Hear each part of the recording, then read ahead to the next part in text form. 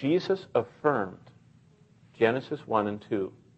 The chronology, the timing, the duration, the order of events, and the exact reality that he made with his hands out of the dust and formed a human. And he literally breathed into him the breath of life. Jesus said, I did it. I made him. They didn't evolve. They didn't come from primates, humanoids, or anybody else. He said, I made them all. Well, what's the first thing we should do? Number one, if you are a note taker on the back, and I forgot to tell you to take your notes, but number one, if you're taking notes, you should listen to your Creator. Don't listen to the world. Listen to your Creator. Your Creator, and my Creator says this. He says, in 6 literal days I made the heavens and the earth. In 6 days you should labor and rest the seventh, he said in Exodus 20. He says that I am the one that made man from nothing, and I made him at the beginning of creation. And he said, you should listen to me, because I was there.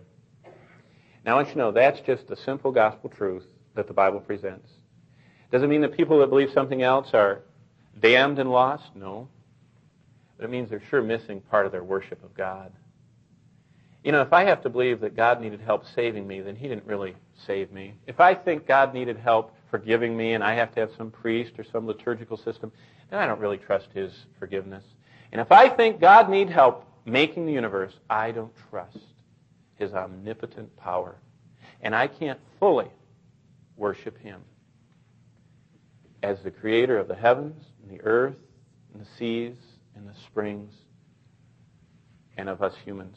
Number one, listen to your Creator. Number two, look at Hebrews chapter 1 and verse 10. The second thing we need to do this morning as we come to the Lord's table is not just listen to our Creator and just listen to what he said and just take him for his word and take him at his word. But Hebrews 1:10 says this, we should trust our Creator.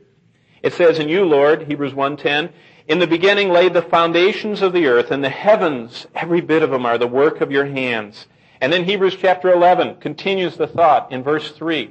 Hebrews 11 verse 3. By faith, and only by faith, we understand that the worlds, that's all that's out there beyond us, were framed.